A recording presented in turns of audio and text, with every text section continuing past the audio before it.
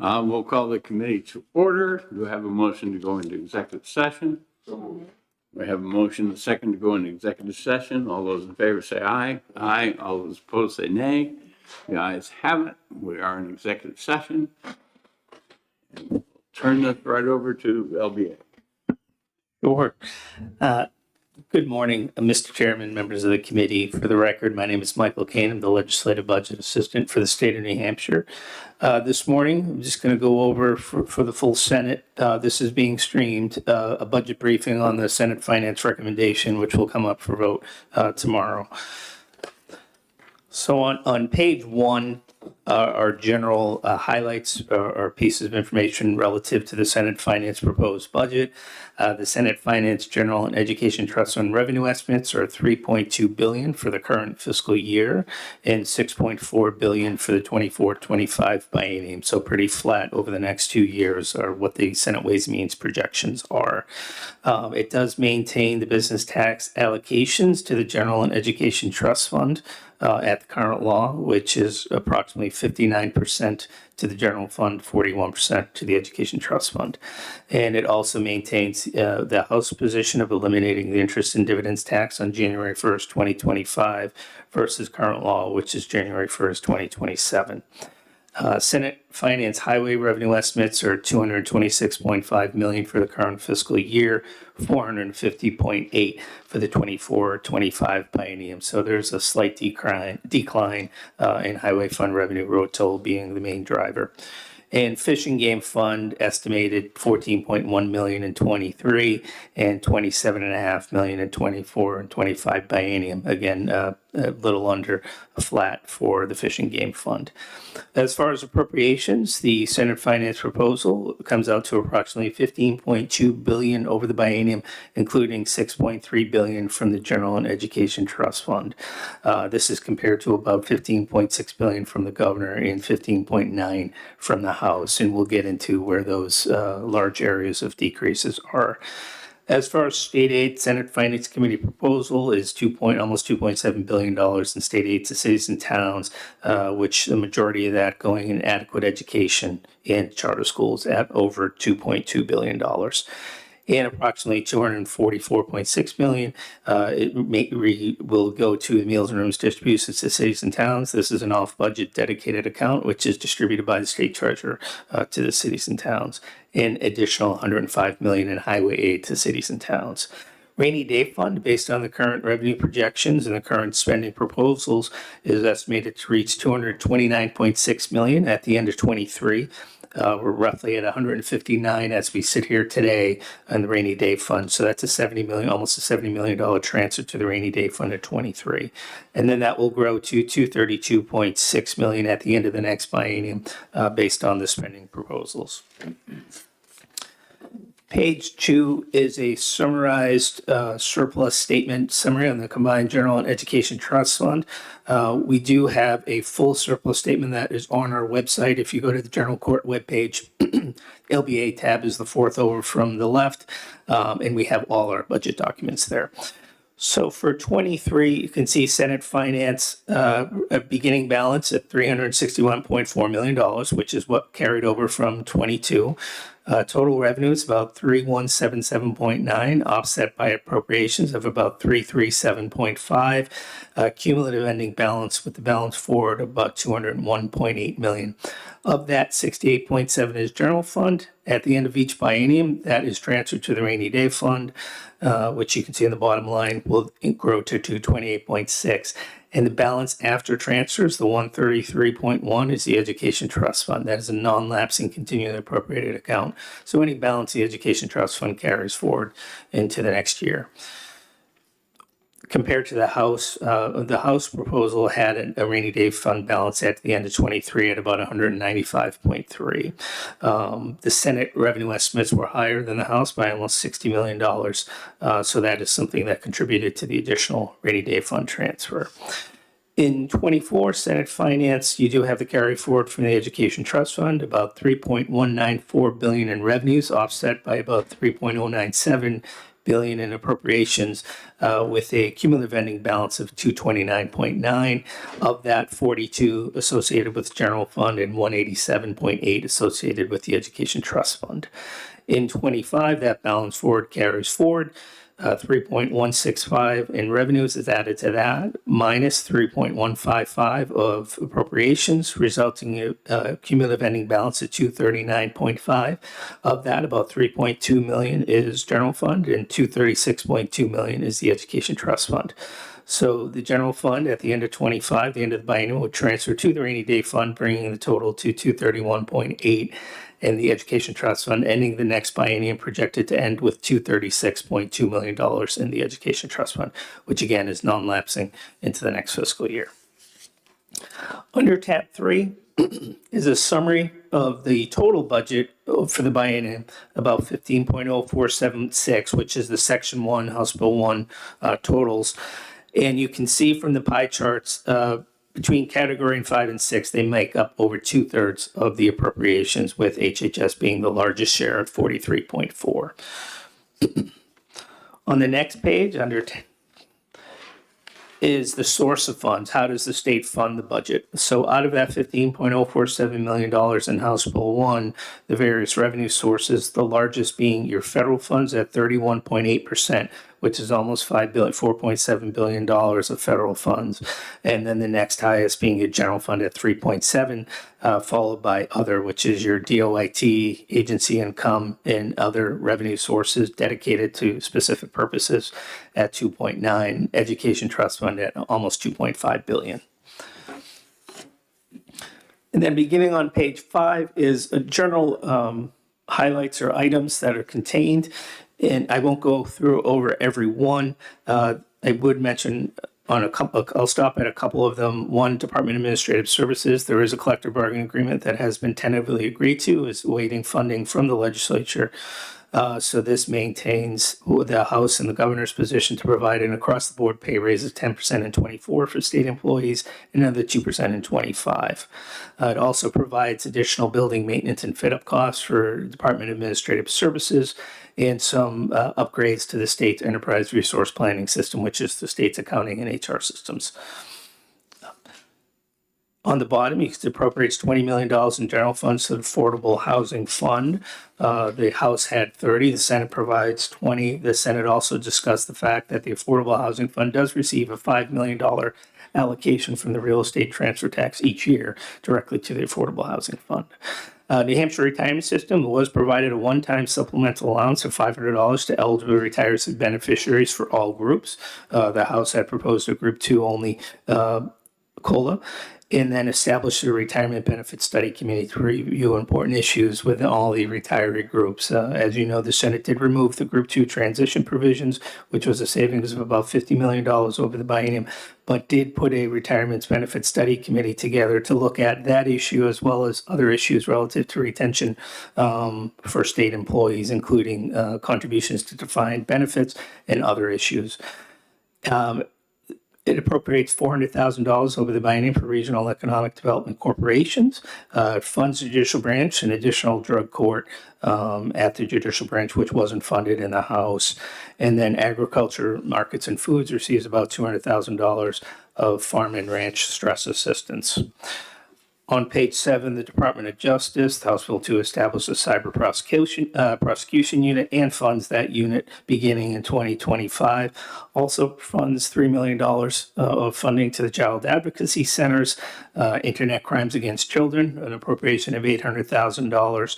And then the Human Rights Commission did receive close to $750,000 for various positions and rent and equipment costs. Department of Energy, House Bill 2 did amend RSA 362F relative to renewable energy fund to include offshore wind initiatives and did fund $30,000 to the department for membership in the business network for offshore wind. Maintain funding at the House and Governor level for the Department of Corrections, Judicial Council, On page 9, the Senate funded at their 23 plus fiscal committee request levels, so the 23 actual levels. It did provide another $6.8 million from 23 to fund the public defender and contract counsel in addition to the budgeted amounts for those increased contract costs. Continues substance abuse enforcement program, otherwise known as Granite Shield, provides $1 million to the body worn dashboard camera, and then additional cybersecurity grants, purchase of state police cruisers, and some DMV funding, including the opening of a DMV substation in Plymouth, and $100,000 cost for purchase and installation of protective glass at the customer centers. Under Resource and Protection Development, on page 10, it did fund the Small Business Development Center at $500,000 in each year of the biennium. It makes permanent the Invest New Hampshire program by providing $10 million to the program. The House had 15. It establishes a Housing Champion Designation and Grant Program, which is a new program of $5 million. This is added over the House, which was not proposed in the House, and then $1.5 million for the Pulp and Paper Manufacturing Stabilization Grant Program.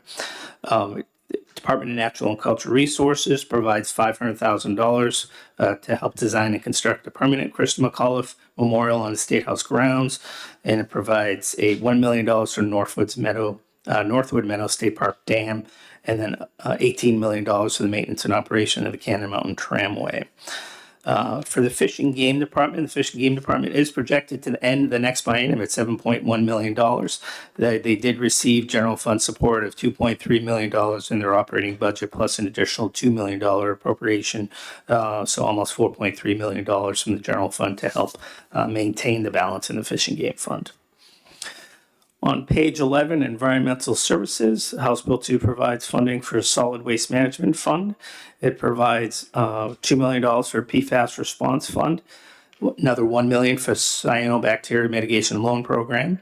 It funds the $9.7 million, the Nashua Litchfield Water Main Interconnection Project, and it does remove $105 million of federal bipartisan infrastructure law funds from House Bill 1, since these are non-permanent, but they can come through fiscal to accept those. As we get to the table later on in this presentation, you can see what that does to your bottom line in your budget. And then removes $2.1 million of appropriation for hazardous waste cleanup funds and clean water state revolving funds, which are both accessible through statutory authority as well as fiscal. On page 12, Department of Transportation, the fully funds the block grants, otherwise known as apportionment A, to cities and towns at $72.2 million. Also provides an additional $10 million, or that includes an additional $10 million from 23 for apportionment A to bring the total to 82.2. Provides $22 million in municipal bridge aid, $12 million from the state bridge aid program, and then another $10 million in general funds from 23 that was appropriated by the committee. And then Highway Bridge and Betterment funded at $84.2 million over the biennium.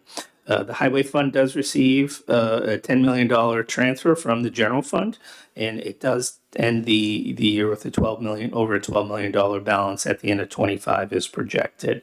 And that also includes additional equipment money of about $4.8 million in general funds for fleet vehicles and equipment for DOT.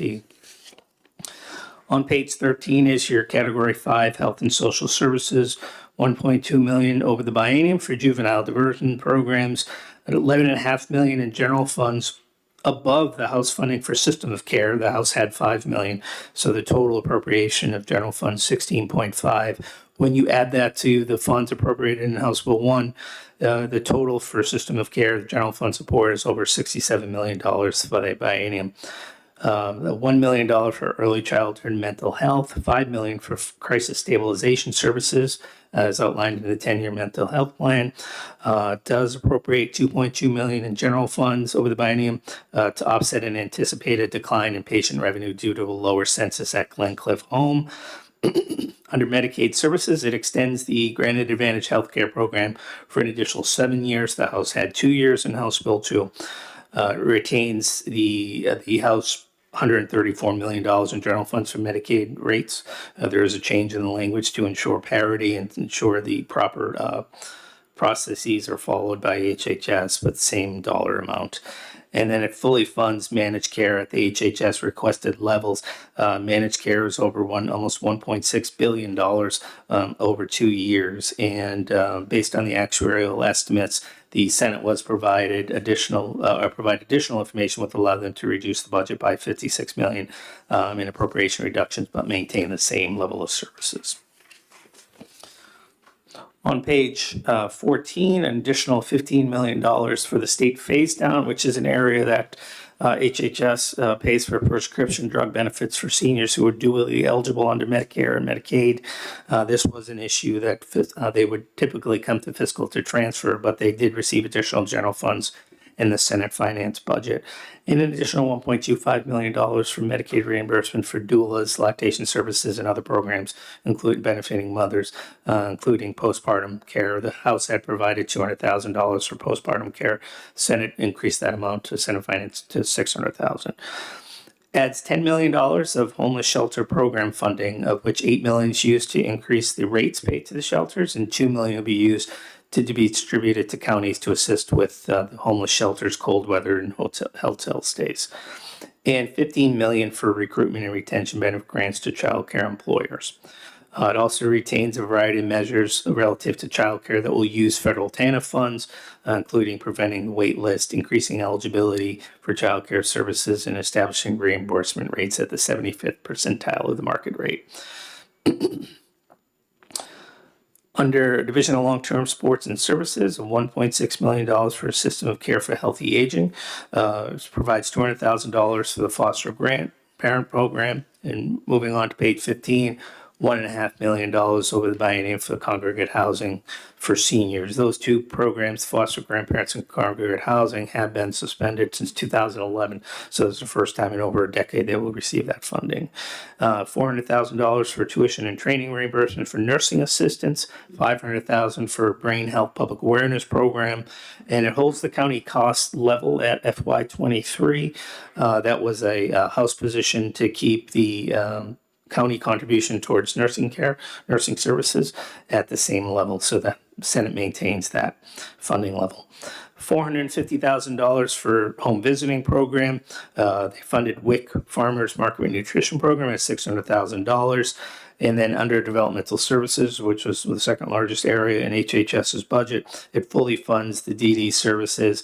You will see a reduction in House Bill 1, but what that is a recognition of $74 million of funds that are available in a restricted fund at HHS that will be transferred into 24 and 25 and to fund those services. Overall, in funding, even with that reduction, there's almost a 23% increase in DD funding over the next biennium compared to 22 and 23. Department-wide, back of the budget reduction maintains the cap on authorized position at $3,000 as was proposed by the House, and then it funds the Veterans Home at their assumed resident census of 225. On page 16 is education. One of the big differences between the House and the Senate is the Education Trust Fund and the business tax split. The Senate maintains current law, which is approximately 59% to the general fund, 41% to the education trust fund. The House had those splits at 77.5% to the general fund, 22.5% to the education trust fund. The Senate does provide changes to adequate education. It provides additional targeted aid based on equalized valuations of free and reduced price meal, and it eliminates stabilization grants. That was something proposed in the governor. The House did not eliminate the stabilization grants, but the Senate Finance Committee does eliminate the stabilization grants and then provides in its place a hold harmless over the next several years. In total, the proposal for adequate education payments increases is an increase of about $169 million over the biennium, and there's also a hold harmless to ensure that no municipality receives less than 104% of your 23 grant, of your 24 estimated payment. They also fund $315,000 in the Education Trust Fund. There were two new full-day kindergarten programs added to begin the 23-24 school year, which is coming up in Winnisquam and Messinic.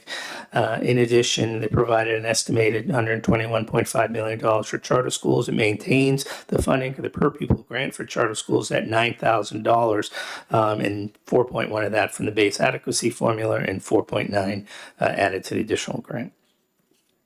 And then for school building aid, they do provide, Senate Finance does provide $88.3 million for school building and lease aid, 48.7, which is for new school building aid projects, 37 for your so-called tail payments, and then 1.7 for the charter school lease aid.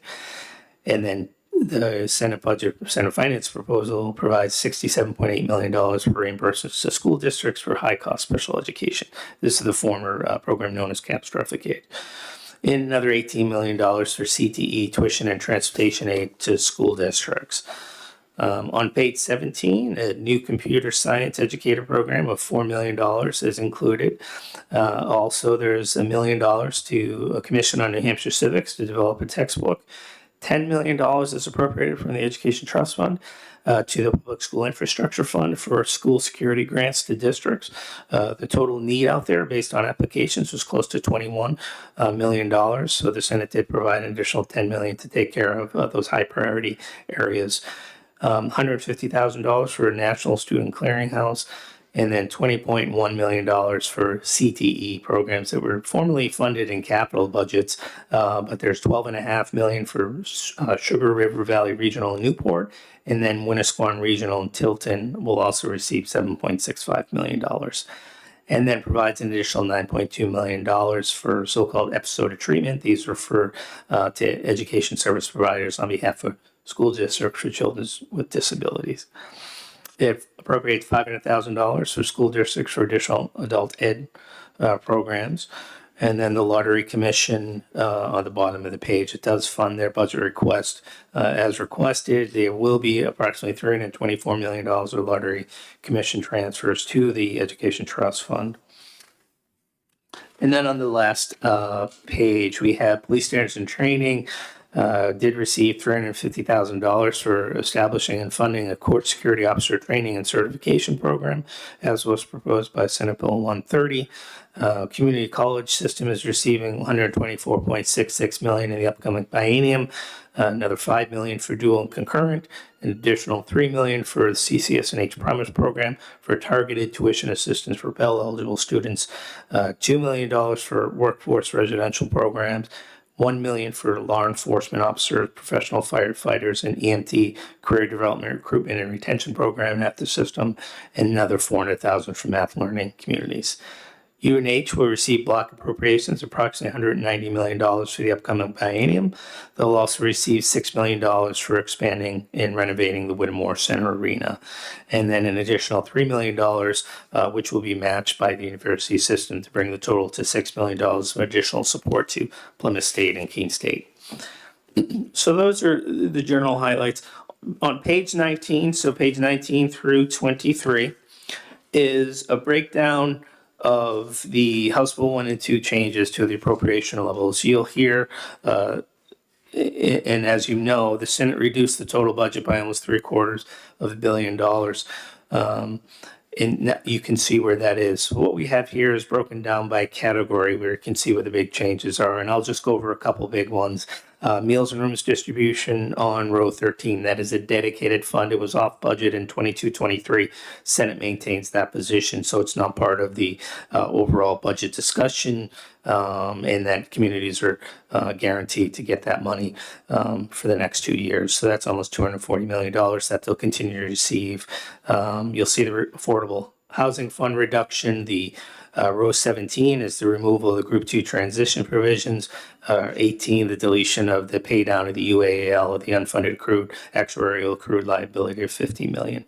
And then amending the Group 2 COLA, going to a one-time allowance instead of $9 million, it costs you $7 million. So that's a $2 million savings in 23. Category 2, the largest item under Category 2 on the bottom is the general fund lapse in 23. Relative to the energy bill, House Bill 2023 that was passed in the fall, the take-up of that program was less than anticipated. So that is an additional general fund lapse that will occur in this current fiscal year. On page 20, you do see near the bottom on page 76, some removal of funds. On 77 is your drinking water, state revolving loan funds, the BIL, the bipartisan infrastructure law. It was actually put in the budget by the governor, maintained by the House, but the bipartisan infrastructure law is a temporary act, so this was removed by the Senate, and the department can come in when those funds are available to fiscal committee. And then on page 21, we just have our category 4 is transportation, all the changes on House Bill 1 and 2. And then on the bottom, category 5, health and social services, how the Medicare Medicaid Management Information System was funded. The House funded it with 23 lapse dollars and carried it forward into 24-25 and included the match. The Senate went back to the governor's proposal of a one-time appropriation of $20.5 million to the MMIS system. So that's one of the larger changes. And then you can see on rows 118 through 120, that's the money that the House had actually budgeted from that restricted fund carried forward. The Senate Finance was asked by HHS to remove that from the budget since they do have the authority under the current statute to do that anyway. And so that was accepted by the committee. Page 22, near the bottom, you can see the big switch on 149 and 150 is you're moving your other state aid back to the Education Trust Fund. Because the House had funded, had moved the allocation of the business taxes to 77.5% to the general fund. They also moved with it your school building aid, tuition and transportation, special education costs. Since the Senate maintained current law and the current law splits, they moved back to it the general fund costs to the Education Trust Fund for those programs. So that's about $89 million in each year is just swinging, and that just reflects the revenue decisions made by the both committees. And then Sugar River Valley CTE was, again, because of that revenue split in the House, was funded by the general fund. Since those funds maintained current law in the Education Trust Fund, they moved the CTE funding back there. So in total on page 23, you can see that compared to the House, the Senate had added about $80.5 million in general and education trust fund appropriations for the current fiscal year, and then reduced appropriations in 24-25 by over $750 million over the biennium. And then in the gray, you can see the source of funds for where those reductions were made. And then the final page is your education aid by category. This is state aid to cities and towns, education, environmental, other general funds, including meals and rooms, and the highway funds. So you can see in the first two columns on the left, the actual amounts in 22, the budgeted amounts in 23, and then you'll have what the governor had, the House, and the Senate finance proposal. Senate finance proposal on the far right. You can see in total, Senate finance proposal has almost $2.7 million roughly of aid provided to cities and towns in the budget. So that's all I have for now. That's basically what the Senate Finance Committee is proposing for a floor vote tomorrow, and I can answer any questions anyone has.